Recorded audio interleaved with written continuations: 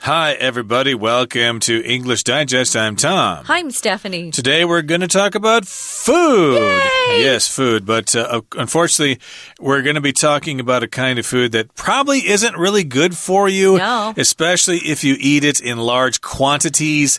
You should really eat your fruits and vegetables and things like that. But we're going to talk about a snack that you might enjoy from time to time. And it's kind of a summertime snack as well. So here we are. In the later part of March, and it's getting closer to summer, so maybe you're going to plan on some hiking trips with some of your classmates or your coworkers or your family members or something like that. And when you go camping, you might build yourself a campfire and maybe sing songs and tell ghost stories and stuff like that. But also something you can do is eat marshmallows over a fire. Yeah, marshmallows and chocolate and something called a graham cracker. We'll talk about that.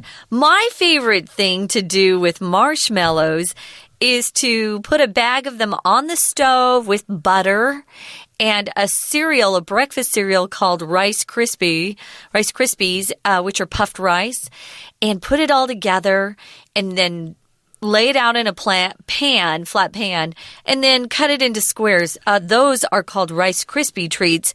I miss those. Sometimes I see them in Taiwan. Not often, but I know one time I saw them at an import grocery store, and I bought a box. Man, they're good. Love Rice Krispie Yeah, I think my treats. sister had a great recipe for those as well. They're easy to make. You think you could find them here in Taiwan because of rice, but Rice Krispies in the U.S. is a kind of breakfast cereal, and you don't really find that here. Although they have the puffed rice you can buy from people on street corners sometimes. Maybe you could fake it with that. I don't know. Maybe that would work. But in any case, in case you already guessed, we're talking about marshmallows. I should say, in case you haven't guessed, we are talking about marshmallows today. It's kind of a puffy, soft, cute kind of a snack that you have. You can have them at various functions. Sometimes you can have them just as a snack or something. But most of the time you have them like if you're going out with friends or something, having a campfire. They really are just a lot of sugar. Yeah, so something you don't want to eat a lot of. Maybe one or two. Yeah, they don't have a lot of flavor. We'll talk about what you can put with them so they taste better. But first, we're going to read through today's article and talk about the history of marshmallows.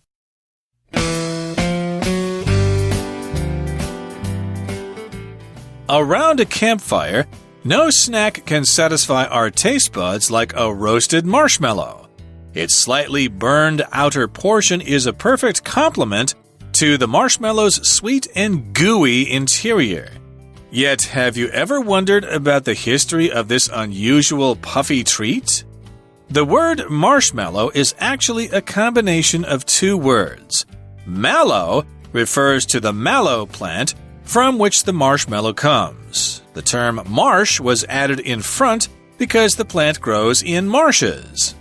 The saga of marshmallows began around 2000 BC when ancient Egyptians discovered how to extract sugary sap from the mallow plant.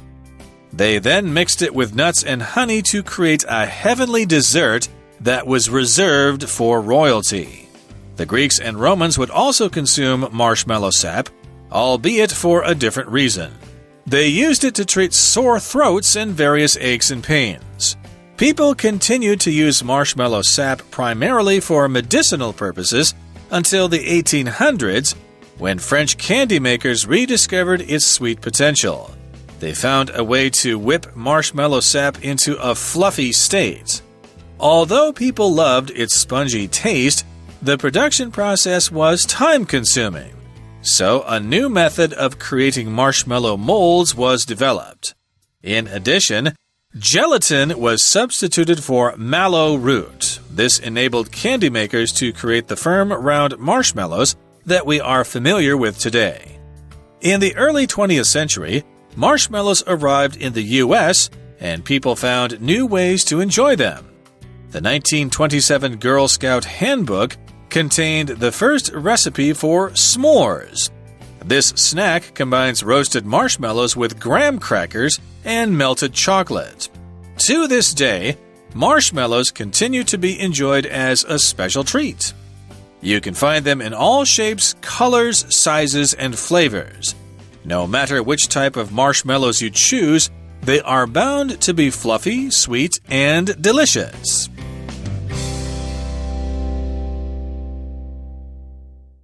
Here's our scenario that we sometimes do in these articles.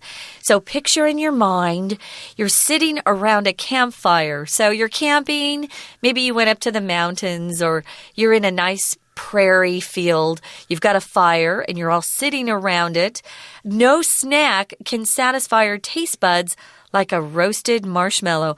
What we do is we go find a tree branch and a big fat marshmallow. We put it on the end of that stick and we hold it over the fire. And you want the fire to kind of burn it a little bit so it looks, it looks burnt. They're really good that way. And people are just talking and laughing and roasting marshmallows. That is a common campfire activity when you go camping. Everybody wants to do that. Nice to have those sort of fantasies about childhood and stuff like that. We all did it. It's been years since I've done that myself. Really? Yeah. I haven't had much of a chance to do that here. Although marshmallows are available locally, lots of convenience stores sell them. Or you can simply go to Costco and get a huge, 20-pound bag that you can carry out of the store in a backpack. And guess what? They have Rice Krispie cereal. Ooh. So you can make Rice Krispie treats. Check out a recipe online if you've got an oven. It will work out. You don't need an oven, Tom. Really? No, stovetop. You just melt them. All right. It's easy. It doesn't require baking. That's why Rice Krispie treats, kids make them. They're great. But I've learned my lesson not to listen to you for recipes because they're always for very sweet things that are not good for you. And that's probably something only kids should enjoy if they're not worrying about their blood sugar and stuff like that. But in any case here, we're talking about the slightly burned outer portion. Slightly, just a little bit. It's burned on the outside. That's the perfect complement to the marshmallow's sweet and gooey interior. So the outside will be a little hard, slightly burned on the outside, and then inside it will be sweet and gooey. Gooey means it kind of drips all over the place. It sticks to things. I can't describe, let's see, what's a gooey? Maybe maple syrup is kind of gooey. There are various gooey syrups here in Taiwan as well, especially for sweet things. But here we've got the word complement. That can be both a verb and a noun. It just means something goes well with something. Yeah, but notice, guys, it sounds the same as the word compliment, which is what dame, where you tell someone, oh, you look so great today, or what a pretty shirt you have on, or what a pretty dress you're wearing. They're not the same definitions, although the pronunciation is the same. If something complements this way, like Tom said, it just suits something else. It goes together well with something else. So you could say, oh, that blouse you're wearing really complements your skirt. They go together well.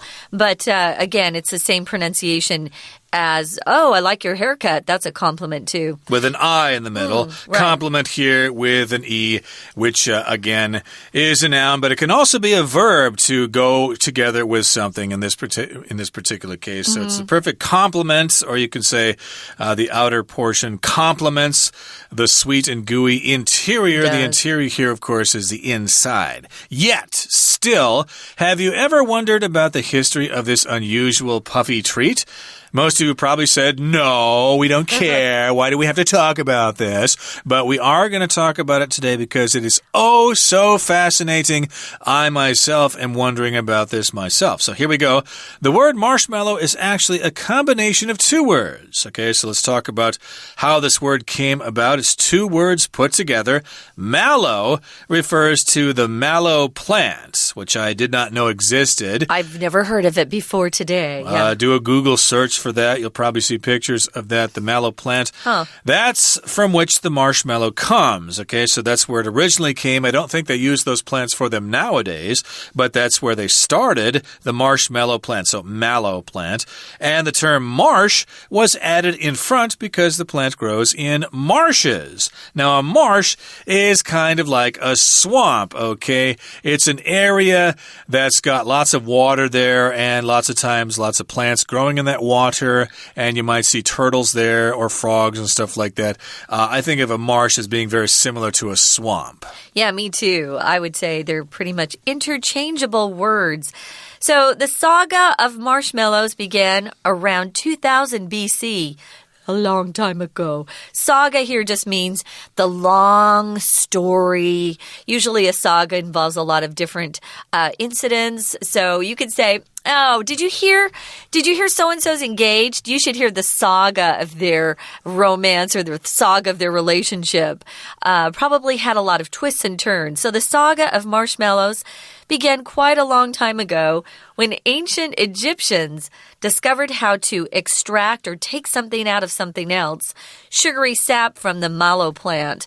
If you extract something, like I said, you take something out of something else. Usually, we use this verb to talk about a dentist pulling a tooth out. He has an extraction or he extracted one of your teeth because extract is a little bit more formal than pull. We sometimes just say the dentist pulled my tooth or pulled my tooth out.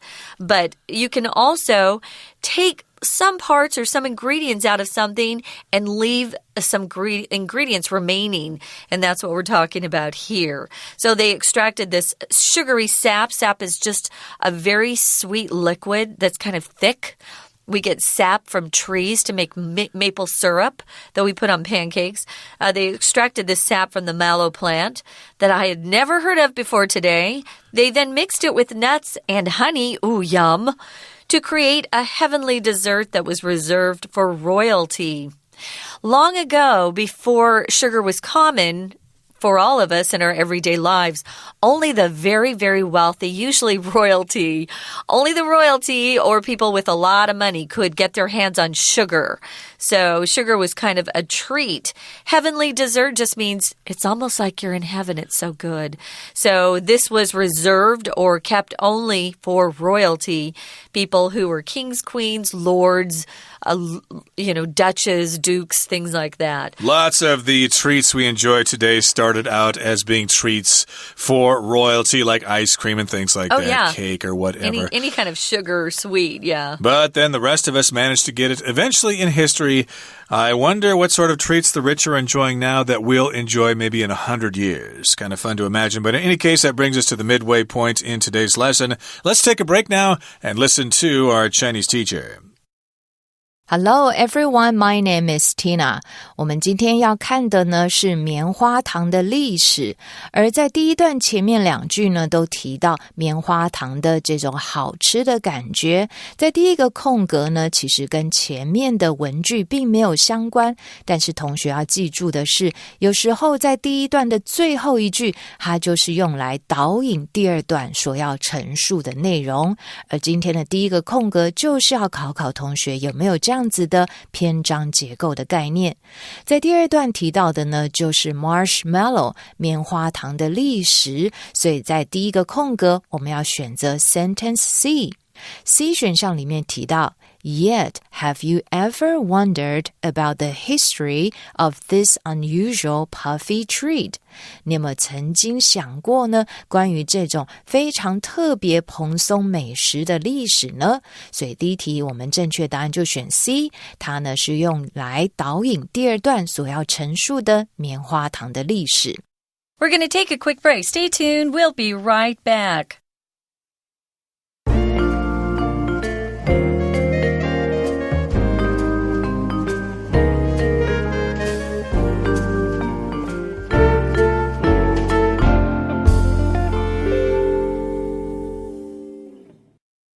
Okay, everybody, let's continue to talk about marshmallows. So we've been talking about how they began. We have to go back to ancient Egypt. They could extract this sugary sap from the mallow plant. They mixed it with nuts and honey and gave it to their kings and queens. It was a heavenly dessert.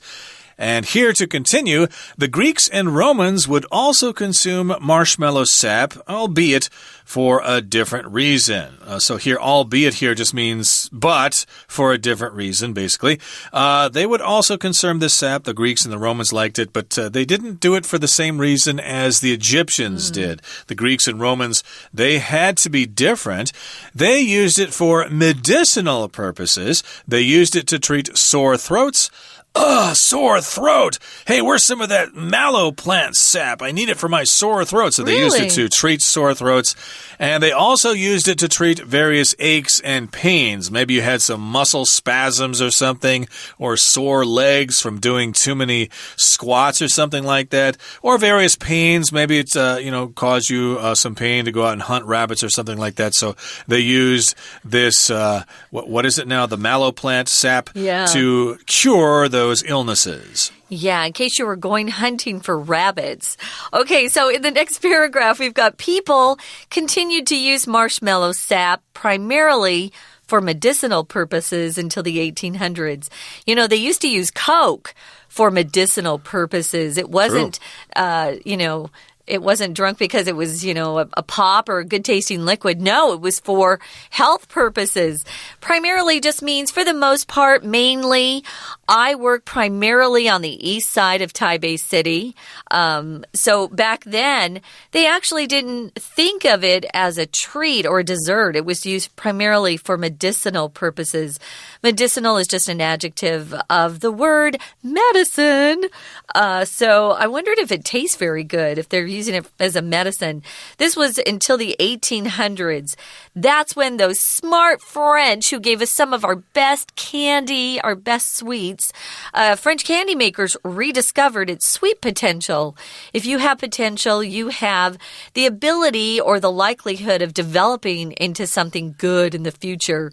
Maybe you're not fully developed now, but you're showing potential. You have the capacity to develop into something great in the future. So it was sweet with the Egyptians. The Greeks and the Romans kind of made it a medicine. And then the French said, hey, let's make it sweet again. Yeah. They rediscovered its sweet potential. They found a way to whip marshmallow sap into a fluffy state. So they figured out how to take this marshmallow sap and mix it up a certain way, maybe with a whisk or something like that. Egg whites. Something like that. Added some ingredients to it or used a blender or something like that. And they could whip it up into a fluffy state, which means it's kind of soft and puffy, which makes it a real special experience to taste. And the production process was time-consuming, as it says here later in the sentence. Although people loved its spongy taste, the production process was time-consuming. Time-consuming means it takes a lot of time, and of course that usually costs a lot of money, and you might need some special equipment for that. So yes, the people did love this new kind of fluffy, spongy marshmallow, but it takes a lot of time and effort to produce. So a new method of creating marshmallow molds was developed. Okay, so I guess they didn't fluff it up anymore. They just used molds, which is just something, usually a hard substance that's in the shape of the thing that you're going to make. So you pour something soft into the mold, and then you wait for the liquid to harden, and then you've got what you want. Kind of cool. Yeah, we use molds a lot, don't we? Especially for things like popsicles. You know, you have that liquid, a sweet liquid that you pour into a shape, put it in the freezer, pop it out of the mold. You got the popsicle with the stick. So in addition, gelatin was substituted for mallow root. So that's when we started getting rid of the original plant, the mallow plant, and we used gelatin instead. Gelatin is part of Jell-O, if you've ever had Jell-O. Jell-O's not as popular here as it is in the U.S., but Jell-O is kind of a colorless, tasteless protein that we add sugar to, and it turns into a wobbly substance that you can eat. If you substitute something for something else, it means you take something and you replace something with that thing. Sometimes we have substitute teachers. Or I could say, hey, I'm going to substitute for Tom tomorrow because he can't come. He has another gig. So you can substitute someone for someone else or something for something else. So this enabled candy makers to create the firm, round marshmallows that we all know and love today, that we've seen. Yeah, I was going to say this gelatin sort of reminds me of xiancao here in Taiwan. I don't know if they're the same thing. They're probably different, but they're very similar. It just makes food kind of congeal a little bit, kind of like Jell-O, kind of like gelatin. Yeah. So they're very similar. But in any case, moving on to the next paragraph here, it says, in the early 20th century, which would be the early 1900s, around the time of World War I, marshmallows arrived in the U.S., and people found new ways to enjoy them. So marshmallows came over from Europe, and they became popular in the United States, and then the Americans tried to do different things with them. They made different kinds of treats with marshmallows. I can only think of one myself, but you've also got the Rice Krispie treats. There are two really big treats we make, s'mores and Rice Krispie treats. That's right. So the 1927 Girl Scout Handbook contained the first recipe for s'mores.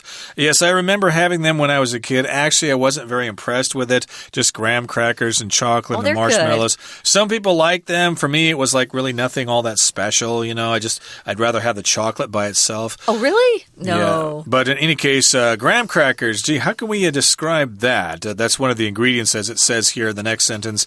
This snack combines roasted marshmallows with graham crackers and melted chocolate. So graham crackers are like crackers, right? They're flat and they're kind of brown.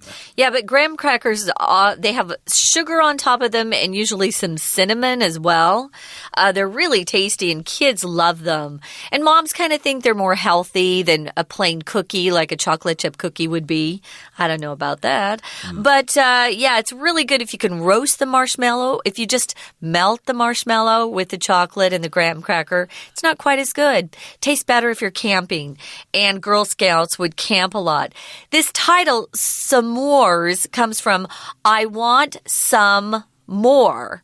So it just turned into this cute s'more. So if you're cooking s'mores or roasting s'mores, that's what you're doing.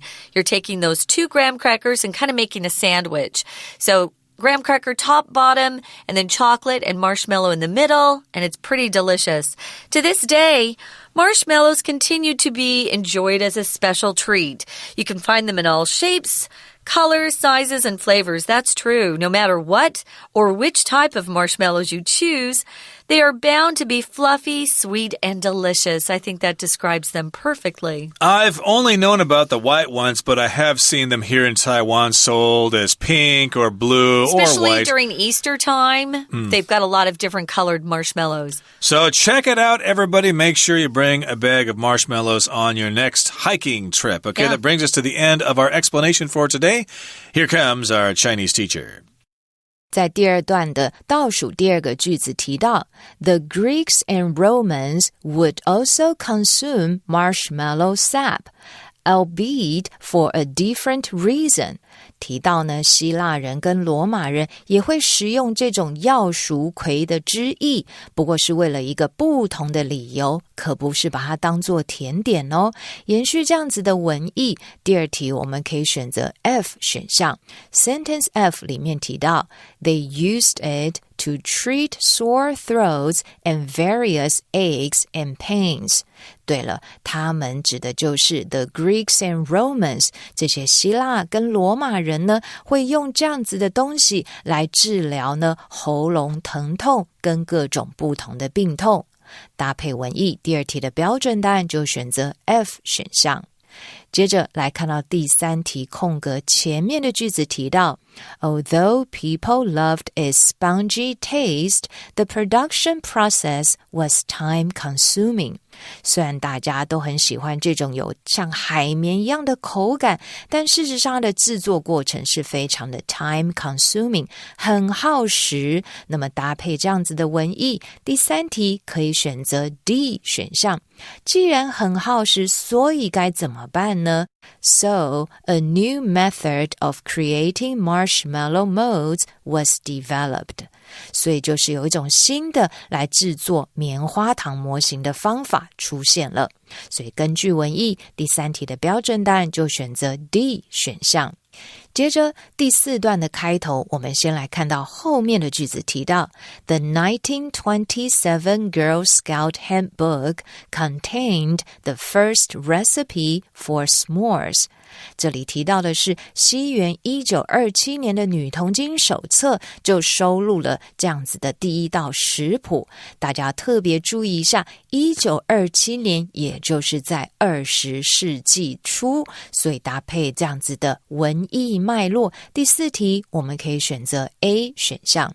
Sentence A 提到 In the early 20th century, marshmallows arrived in the US and people found new ways to enjoy them。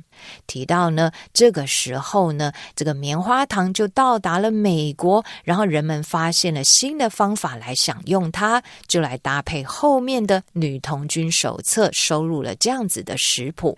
接着第5个空格前面的句子提到 You can find them in all shapes, colors, sizes, and flavors。 棉花糖有各种不同的形状、颜色、大小以及口味。根据这样的文意，第5题我们可以选择 B 选项。 Sentence B 提到No matter which type of marshmallows you choose, they are bound to be fluffy, sweet, and delicious。 在这里提到的是，不论你选择的是哪一种类型的棉花糖，它们一定都非常的 fluffy 松软甜，而且呢味道相当的美味。在这里提到的 no matter which type， 不论你选择哪一种，就可以来呼应前面的说棉花糖其实有 all shapes, colors, sizes, and flavors。 所以第5题的正确答案就选择 B 选项。特别要注意的是 B 选项后面有个很重要的片语 be bound to， 再加上原形动词，就解释成为务必一定是怎么样的。 OK， 以上就是今天的课文讲解，谢谢收听。